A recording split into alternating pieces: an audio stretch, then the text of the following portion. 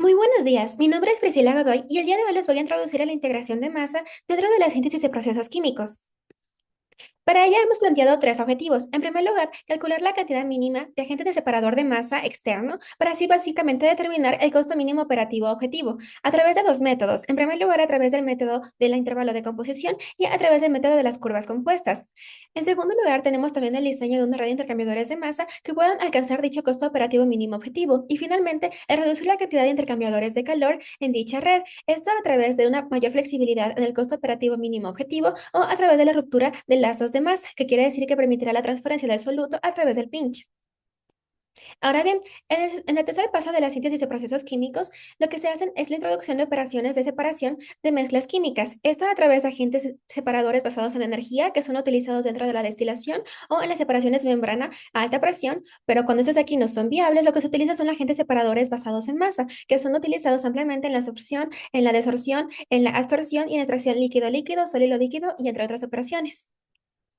Pero ¿cómo funciona? Pues básicamente los intercambiadores de masa utilizan lo que se llama agentes separadores de masa para poder transferir soluto de una corriente rica a una corriente pobre. Asimismo, es de conocimiento que básicamente el soluto de los agentes separadores de masa podrá ser removido para poder volverse a reutilizar. Además, básicamente esta red de los equipos que permite la transferencia del soluto se denomina red de intercambiadores de masa y estos equipos a su vez utilizan un flujo a contracorriente para aumentar la eficiencia de la transferencia de soluto entre las ricas a las pobres. Ahora bien, ¿cómo sintetizamos una red de intercambiadores de masa eficiente? Para ello tenemos que especificar las concentraciones, función y objetivo de las corrientes ricas y de las corrientes pobres. Asimismo, se pone especial énfasis en determinar la cantidad mínima del agente separador de masa a ser introducido y en el emparejamiento de las corrientes, en el donde se van básicamente a posicionar los separadores dentro de la MEN. Ahora bien, para poder resolver el problema de la síntesis de una red de intercambiadores de calor, lo que utilizamos básicamente es considerar NR corrientes ricas con sus correspondientes flujos másicos, es decir, FR, asimismo con sus respectivas composiciones específicas, que son composiciones fuente y objetivo. En este caso pueden ser fracciones másicas o fracciones molares. Y además, este soluto contenido en las corrientes ricas deberá ser removido utilizando NL corrientes pobres con sus correspondientes flujos másicos FL y asimismo con sus respectivas composiciones específicas que son fuente y objetivo y que a su vez podrán ser fracciones másicas o fracciones molares. En este contexto, en un diagrama de flujo comúnmente siempre se encuentran corrientes pobres internas, también conocidas como agentes de masa basados, agentes separadores de masa del proceso, conocidos como NLP, pero a su vez básicamente cuando estos no son suficientes, lo que se puede administrar o se puede adquirir básicamente son corrientes pobres externas, es decir, agentes separadores de masa externos, que como su nombre lo dice, es básicamente ingresado por una fuente externa. Por otra parte, ambas corrientes podrán ser gaseosas, líquidas o sólidas. Ahora bien, si lo que queremos lograr son concentraciones suficientemente bajas, lo que queremos que hacer o lo que tenemos que necesitar básicamente son concentraciones básicamente pobres, cuya concentración sea muy baja, pero por otra parte también en ese caso que no sean suficientes, pues debemos de adquirir agentes separadores de masa externos. Pero sin embargo, si queremos concentrar corrientes pobres a una concentración mayor a la concentración de entrada de las corrientes ricas, se deberá adquirir pues básicamente corrientes ricas con mucha mayor concentración. Ahora bien, ¿cómo podemos sintetizar una red de intercambiadores de masa mucho más económica? Para poder evaluar el rendimiento o básicamente la rentabilidad económica, lo que tenemos que hacer es una comparación entre los diagramas de flujo alternativos utilizando una medida de rentabilidad aproximada. En este caso es el costo anualizado. De forma mucho más amplia, este está compuesto por básicamente una multiplicación entre la tasa de retorno basada en la inversión anual que multiplica por el costo total de inversión y que sumaría básicamente al costo anual de operación. Sin embargo, al estar dentro de la etapa de diseño preliminar, utilizaremos una forma mucho más simplificada, que estará compuesta también a su vez por la multiplicación entre la tasa de retorno basada en la inversión anual que multiplicará, pero a básicamente la sumatoria de los costos de adquisición de cada uno de los separadores. Y este básicamente se sumará a la sumatoria entre qué? Entre el producto de básicamente el costo unitario de cada uno de los agentes separadores de masa por su respectivo flujo. Entonces, a su vez, para hacer una red de intercambiadores de masa mucho más económico, existen básicamente dos opciones. La primera es minimizar la cantidad del agente separador de masa externo. Esto básicamente traerá consigo la necesidad básicamente de una mayor cantidad de intercambiadores de masa, pero a su vez básicamente si es que, por ejemplo, el agente separador de masa posee un costo muy elevado, pues se alcanzará un diseño óptimo de manera casi inmediata. Sin embargo, la segunda opción utiliza básicamente el uso de una menor cantidad de intercambiadores de masa a expensas de usar una mayor cantidad de agente separador de masa. Esto básicamente en qué se traduce. Digamos que este agente separador de masa tiene un precio muy elevado, entonces la multiplicación de este miembro será mucho mayor a la multiplicación de este miembro. Por lo tanto, básicamente el costo anual que se puede obtener utilizando básicamente un número de intercambiadores muy pequeño será básicamente tendrá una diferencia muy mínima con la primera opción, es decir, con el costo anualizado obtenido de minimizar la cantidad de agentes separadores de masa. Sin embargo, la segunda opción también acarreará que los equipos necesiten otros requisitos como un mayor diámetro, un mayor ancho, un mayor peso, por lo tanto el costo de la unidad por volumen se verá disminuido. Ahora bien, como hemos visto antes, pues un agente separador de masa es un absorbente o un solvente que ayuda a transferir soluto de una corriente rica a una corriente pobre y pues básicamente nuestro objetivo sería básicamente minimizarlo debido a que es costoso. En este contexto, ¿por qué se requiere una diferencia?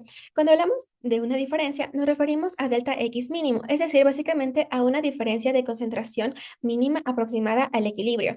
Esta básicamente será interpretada como una fuerza impulsora para llevar a cabo la transferencia de masa y está tratada por la siguiente fórmula, en donde básicamente la fracción másica del soluto de la corriente pobre en el equilibrio será igual a la fracción másica del soluto de la corriente pobre real más esta leve diferencia.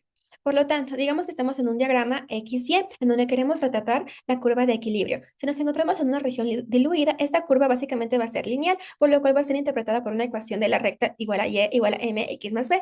Entonces, es justamente aquí en donde x podrá ser sustituido por el valor del equilibrio, obteniendo la siguiente ecuación.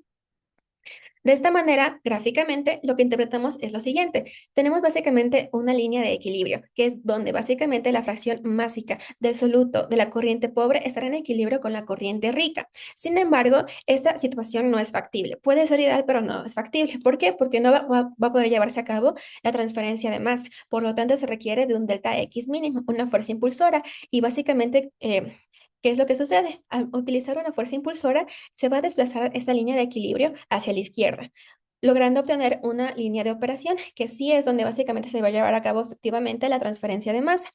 Además, esta delta X mínimo podrá básicamente reducirse, pero esto acarreará consigo algunas consecuencias. En primer lugar, cuando se reduce este delta X mínimo, pues reducirá a su vez la cantidad de agente separador de masa que se requiere, pero a su vez aumentará la cantidad de intercambiadores de masa o de equipos que se requieran y a su vez el tamaño de estos. Ahora bien, hecha esta salvedad, les introduciremos al método de los intervalos de concentración, donde básicamente lo que se desea hacer es básicamente, digamos que tenemos fracciones másicas del soluto de las corrientes ricas. Estas básicamente tendrán que ser transformadas en fracciones másicas de soluto para las corrientes pobres y viceversa. Luego de que hayamos obtenido ambas, lo que se hace es ordenarlas de mayor a menor. Y luego de que las ordenamos, pues básicamente establecemos intervalos y en base a esto, pues básicamente desarrollamos ecuaciones de balance de masa y si es que existe o detectamos un déficit, ahí es donde básicamente nosotros tenemos que calcular la cantidad mínima de un agente de separador de masa externo.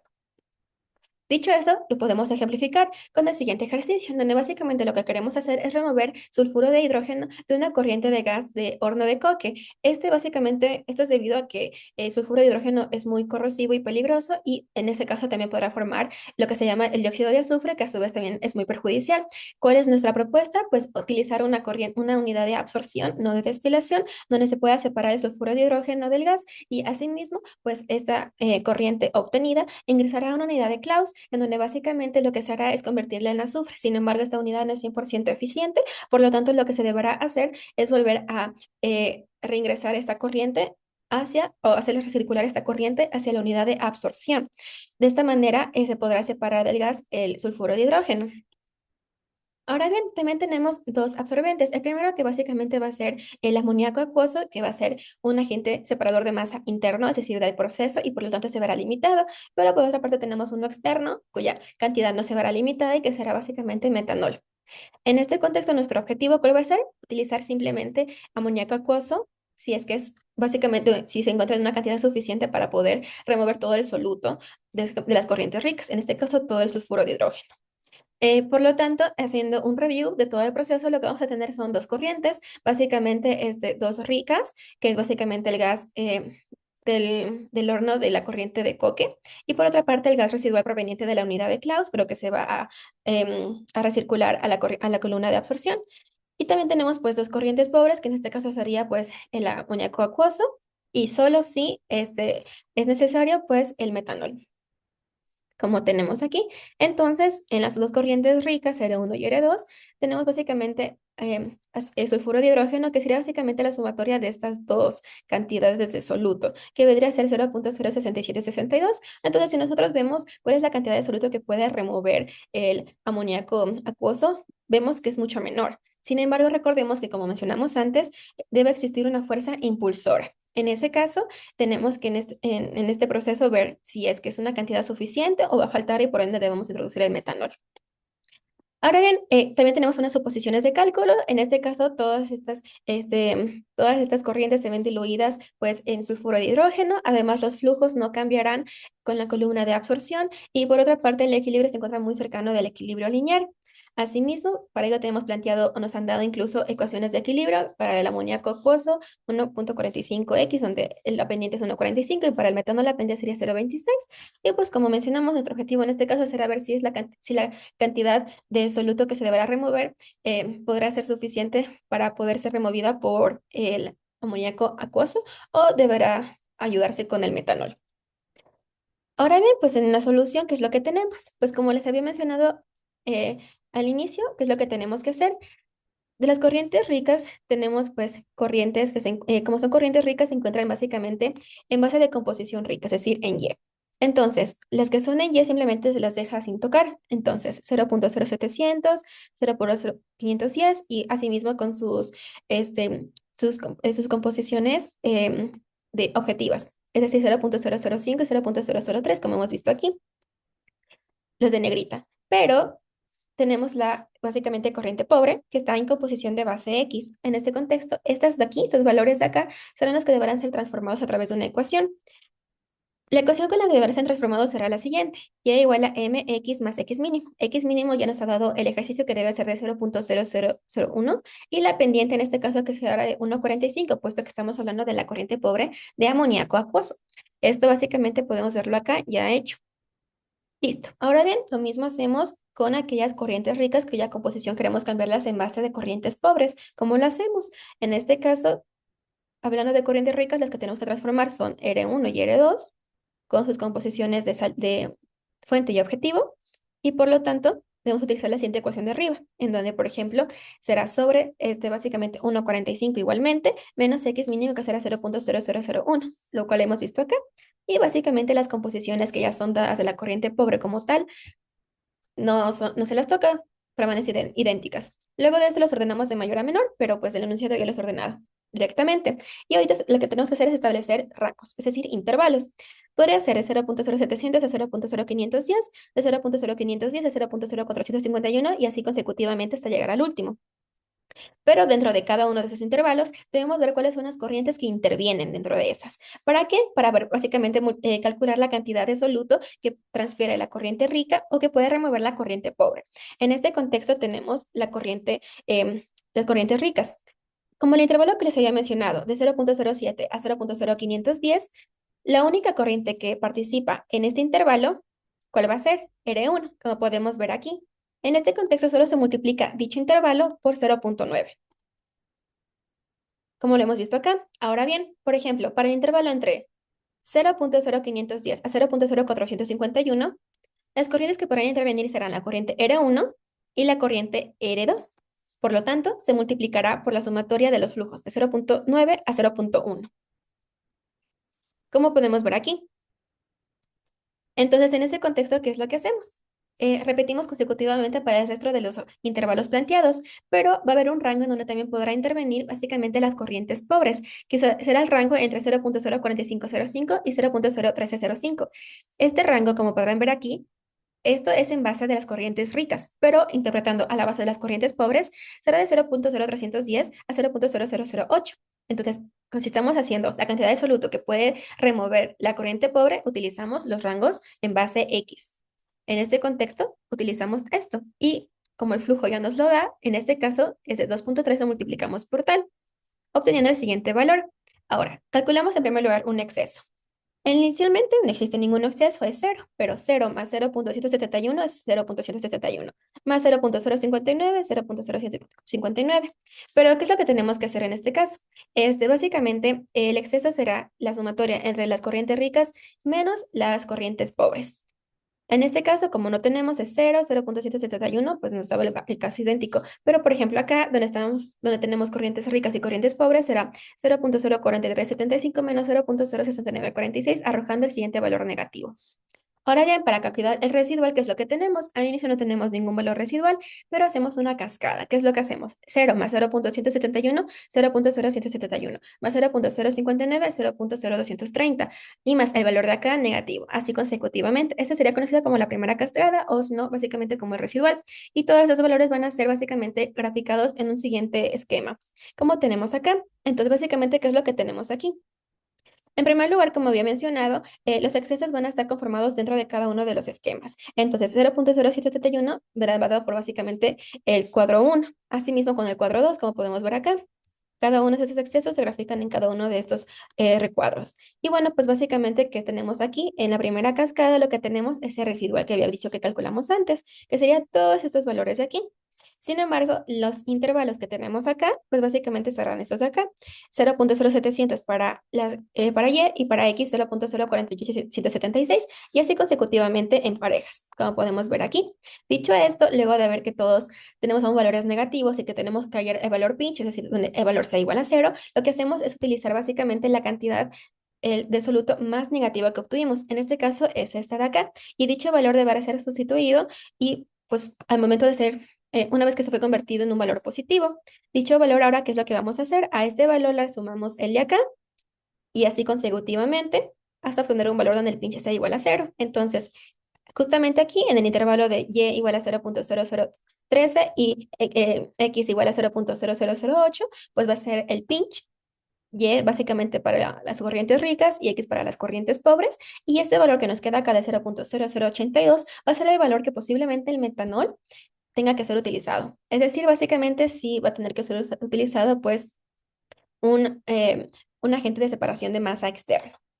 Dicho esto, básicamente, como hemos definido antes, el pitch fue en estos valores y bueno, pues básicamente recalcar que dentro del pinch no se puede transferir nada de masa y pues como son graficadas en el esquema, R1 y R2 que son ricas van de izquierda a derecha con la flecha como podemos ver la dirección, pero se cortan justo en el pinch y como son ricas, se toma como referencia y igual a 0.01305, pero tenemos también pues L1, que son corrientes y pobres junto con L2 y que pues van de derecha a izquierda y como podemos ver toman como referencia X, que es 0.008. Esto básicamente es decisión propia, también pueden ser interpretadas directamente como, o sea, pues se puede, digamos, estos valores de 0.0310, 0.0008 están en base X, pero si quiere también se puede tomar sus valores en base Y para evitar, digamos, confusiones. Como aquí, por ejemplo, que va X 0.035, pero en base Y sería 0.00094. Dicho esto, básicamente, ¿qué es lo que hacemos? Ahora, pues, antes de seguir avanzando, vamos a también introducirles en el siguiente método. El método básicamente es el método de las curvas compuestas. En este caso, ¿qué es lo que sucede? Pues básicamente las curvas ricas y pobres van a ser posicionadas a una distancia mínima, conocida como delta X mínimo. Cuando este delta X mínimo se aproxima a cero, pues básicamente el área requerida para la transferencia de masa se va a ver, va a tender al infinito. Esto quiere decir que cuando las corrientes ricas y las corrientes pobres y su composición pues sean mucho más cercanas al equilibrio, pues el área requerida para la transferencia de masa va a ser mucho más grande. Ahora bien, aquí también pues introducimos el pinch, que básicamente es el límite máximo donde se podrá llevar a cabo la transferencia de masa y por ejemplo a su vez, ¿qué querrá decir? Que básicamente la cantidad que las corrientes ricas puedan básicamente transferir a las corrientes pobres serán idénticas, simplemente serán en direcciones opuestas y por ende no habrá ningún cambio en la carga neta de concentración. Ahora bien, ejemplificándolo con un ejercicio, utilizamos el mismo ejemplo del anterior método y pues básicamente solo recordando que existen dos corrientes ricas y pues básicamente dos corrientes pobres. ¿Y cuál sería la solución? Pues básicamente cuando utilizamos el método de las curvas compuestas se llama método gráfico. Por lo tanto, tenemos un diagrama X y Y, es decir, con un eje X y con un eje Y. Bueno, entonces ahora básicamente en el eje Y, ¿qué es lo que vamos a graficar? Las fracciones básicas de las corrientes ricas y de las corrientes pobres internas. En este caso será el amoníaco acuoso. ¿Y cómo calculamos las fracciones básicas?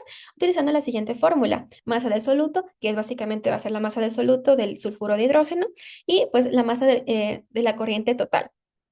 Dicho esto, básicamente la pendiente de cada una de las rectas también va a ser el inverso del flujo másico de cada corriente, obteniendo la siguiente gráfica, en donde básicamente han sido dibujadas de forma arbitraria, es decir, que básicamente estos han dibujado con un espacio moderado para que no choquen, es decir, no se intersectan ni tampoco se yuxtapongan. En este contexto, las ricas irán de las fracciones básicas más grandes a las más pequeñas, y la rica irá de las fracciones básicas más pequeñas a las más grandes.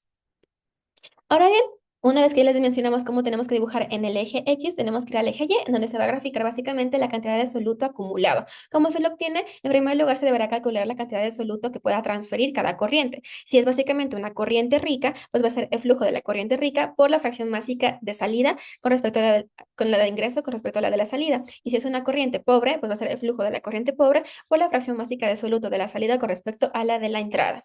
En este contexto, lo que tenemos que hacer es lo siguiente.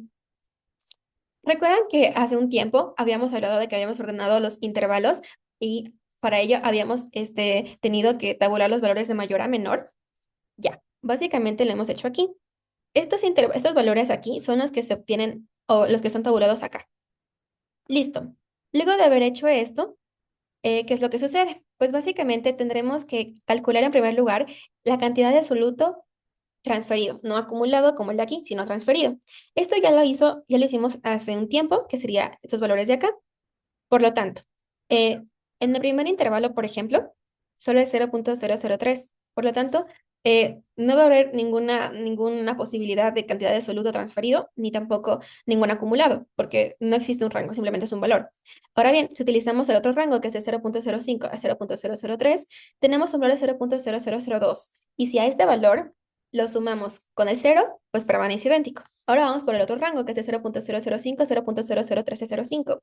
En este caso, tenemos que el valor será de 0,080, pero si sumamos 0,0080 al valor de 0,00002, obtenemos el siguiente valor, y así consecutivamente. Por lo tanto, la cantidad de absoluto acumulado será como de forma inversa, es decir, de acá, de abajo hacia arriba, y no como el residual, que es de arriba hacia abajo. Teniendo esto en cuenta, simplemente se lo grafica. En este contexto, ¿qué es lo que tenemos? Por ejemplo, 0 a 0,003 quedará aquí. Y por otra parte, acá tenemos que es igual a 0,07 y será aquí. Y bueno, bajamos a 0,06757. Listo. Ahora bien, lo mismo hacemos con la gráfica pobre, es decir, con la corriente L1. En este caso, lo que sucede es que también tenemos que obtener básicamente, en este caso graficaríamos X, ya no sería como Y, sino sería X porque sería en base de las corrientes pobres, y pues utilizaríamos los mismos rangos de valores. Sin embargo, aquí únicamente en donde existe un intercambio de soluto que puedan llevarse a cabo es entre el rango de 0,0310 a 0,008. Por lo tanto, imaginemos que ponemos 0,08 aquí y 0,0 310 acá. Por lo tanto, para 0,008 va a ser pues básicamente eh, una cantidad de soluto nula, y por lo tanto el acumulado será cero. Entonces, 0 y 0,0008. Ahora bien, si utilizamos 0,0310 y 0,0008, la cantidad de transferir va a ser de 0,06946, y si sumamos esto al cero obtenido como cantidad de absoluto acumulado del anterior valor, es decir, de 0,0008, pues va a ser igual a 0,006946, el valor que ha sido graficado aquí, 0,06946 y 0, pues básicamente 0,310. Dicho eso, ¿qué es lo que observamos? Pues básicamente, en este caso observamos que la línea de la corriente pobre pues posee una mayor capacidad de remoción del soluto que la que me puede dar las corrientes ricas. Es decir, que las corrientes ricas no tienen tanto soluto y por lo tanto la corriente pobre tiene un exceso. Puede remover más cantidad de soluto de la que me están dando las ricas.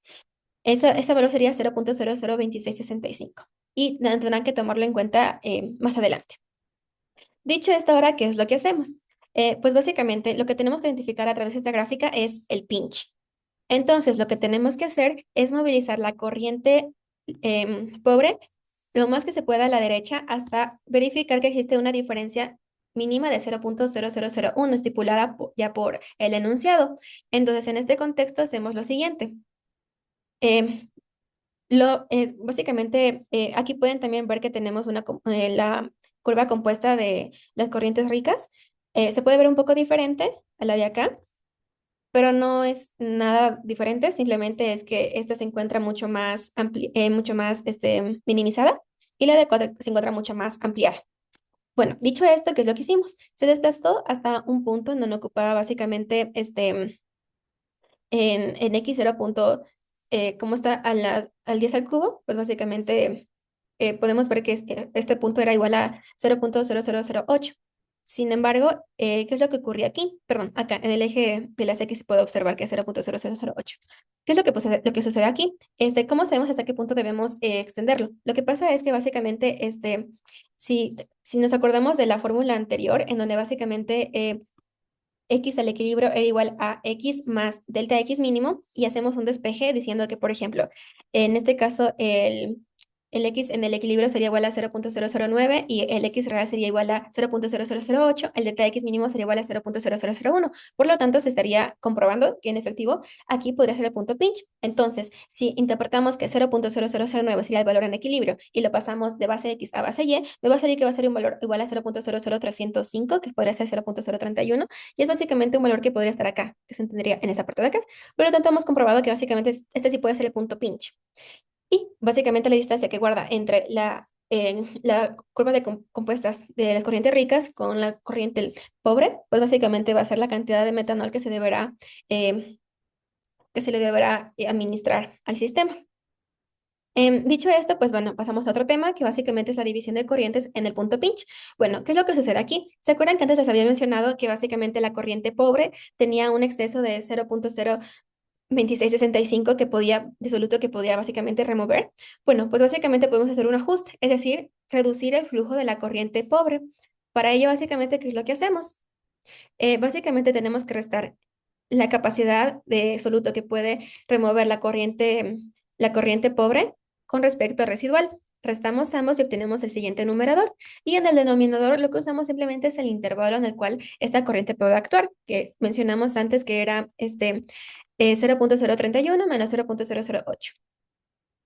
Dicho esto, básicamente hemos ajustado el flujo a 2,2119 y si comparamos con el flujo original de L1, que está aquí 2,3 y le restamos pues el flujo ajustado, nos damos cuenta que va a ser 0,0881 kilogramos por segundo más pequeño. Ahora bien, dicho esto, y una vez que ya graficamos pues el diseño de la red de intercambiadores, tenemos que ver cómo podemos hacer el emparejamiento de las corrientes. Una restricción básicamente es que el número de las corrientes ricas en el área, pues básicamente sobre el pinch, deberá ser menor o igual a las corrientes pobres. Nos damos cuenta que aquí hay dos corrientes ricas y solo una corriente pobre. Por lo tanto, nos vemos en la obligación de dividir esta corriente para que pueda existir básicamente la misma cantidad de corrientes ricas y corrientes pobres, es decir, 2, 2.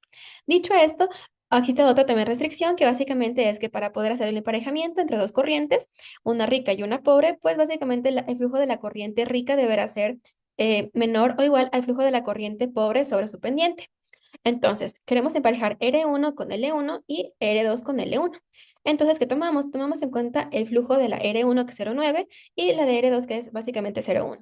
Y bueno, dicho esto, tomamos también el flujo ajustado y lo dividimos para la pendiente del amoníaco acuoso, 1,45, dando el resultado que sí podemos emparejarlas. Ahora bien, dicho esto, ¿cuánto es básicamente lo que cada corriente requiere? ¿Cómo lo hacemos? Si multiplicamos 0,9 por la diferencia entre 0,070 menos 0,01305, calculamos que debe requerir que se le remueva 0,06183 de soluto. Sin embargo, también hacemos lo mismo con la R2, que básicamente será 0,1 por 0,0510 menos 0,001305, obteniendo un valor de 0,0497 kilogramos por segundo que deberá ser removido de soluto de esa corriente. Pero si ambos valores los dividimos sobre este intervalo, porque estamos hablando del intervalo de acción de dicha corriente, pues básicamente obtenemos la división ya de la corriente total, que sería que de 2,21 pues se divide en 2,0474 para que se una con R1 y de 0.1645 para que se una con R2. Ahora bien, este intervalo es el que, bueno, en este momento coincide en que justo desde 0.036, perdón, de 0.031 a 0.008. Es decir, coincide con este valor que nos dieron aquí. Esto es básicamente una coincidencia. Digamos que en este caso no coincida tipo, debemos tomar el valor que me marca en el pinch de la corriente pobre. Bueno, dicho esto, pues básicamente hacemos lo mismo con el lado de bajo el pinch. Y bueno, pues básicamente ahí culmina. Y por otro momento tenemos que calcular ahorita bien básicamente la cantidad de intercambiadores mínimo, que bueno, básicamente reducir la cantidad de intercambiadores, básicamente ¿cómo se lo hace? Se lo hace eliminando el intercambiador de masa mucho más pequeño y básicamente a su vez aceptando que se va a utilizar una mayor cantidad de agente separador de masa externo. Además, esto tiene consigo una consecuencia favorecedora que básicamente es que en el costo anualizado, cuando bueno, se va a ver reducido si es que este agente separador de masa cuesta menos que haber adquirido pues un intercambiador de masa. Dicho esto, pues se podrán reducir básicamente el número de los intercambiadores de masa, pues básicamente rompiendo los lazos de masa. ¿Cómo se hace? Pues básicamente hay que introducir primero que existe una fórmula para calcular la cantidad de intercambiadores mínimos para cada lado, para el lado rico y para el lado pobre. Esa será la sumatoria de las corrientes ricas más las corrientes pobres y básicamente menos el número de las redes independientes. En este contexto tenemos el caso anterior, en donde básicamente pues fue el que hicimos por encima del pinch y por debajo del pinch, que quedaría así. Y en este caso, pues como la corriente L1 solo terminaba a ser hasta 0.08, aquí obligatoriamente nos vimos obligados pues a introducir la corriente L2 del metanol, que es la que tenemos aquí.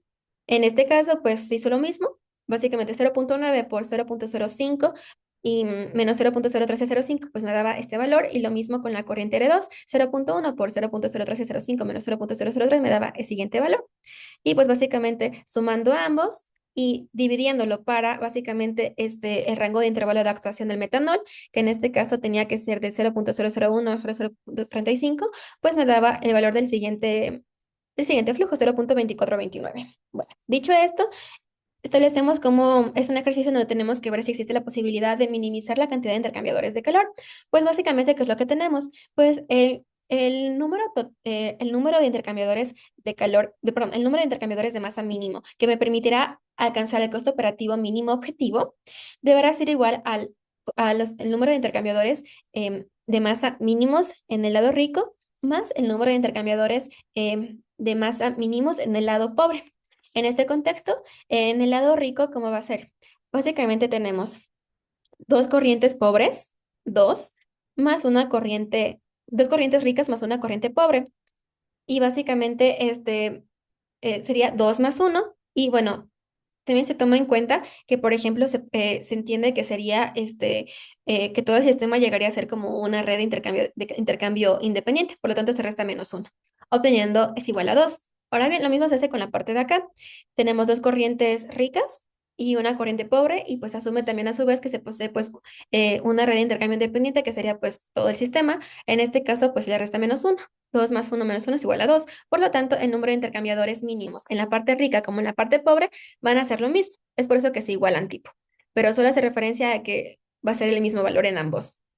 Ahora bien, entonces si sumamos 2 más 2 me sale 4 y por ende es pues básicamente lo que tenemos acá. Entonces básicamente si tomamos también en cuenta pues que todo el sistema es una red de intercambiadores independientes, pues se resta menos uno y me sale igual a 3. Por lo tanto, existe básicamente la posibilidad de reducir un intercambiador de masa, puesto que aquí tenemos 4. ¿Por cuál optamos? Básicamente podemos optar por la que es el más pequeño, en este caso el número 2. Y pues esta carga, ¿a quién se la va a transferir? Se la va a transferir al intercambiador 4 porque tiene poquito, y se va a eliminar la sección de pinch. Muchos me dirán que por qué tipo no puedo eliminar el intercambiador 4, porque básicamente si es que yo elimino este intercambiador 4, ¿quién va a hacerse cargo? Esta cantidad de aquí podría también sumarse al intercambiador 3. Esa es una opción, pero no podrá sumarse a los intercambiadores uno ni 2. ¿Por qué? Porque básicamente cuando se suman, nosotros tenemos que darnos cuenta si la corriente es capaz de dar todo, de poder remover todo ese soluto. Y en este caso, como lo que queremos romper, básicamente es el lazo de masa, es decir, queremos permitir que la transferencia de masa ocurra a través del pinch. Entonces, si eliminamos, por ejemplo, aquí el intercambiador 4, esto no me va a afectar nada, tipo, entonces lo que tenemos que hacer es romper uno de este lado de acá, para que la transferencia de masa sí se lleve alrededor del pinch, o sea, pasando el pinch. Dicho esto, pues se obtiene de la siguiente forma, que podemos ver aquí. Y pues bueno, esto ha sido todo por hoy. Muchas gracias por su atención.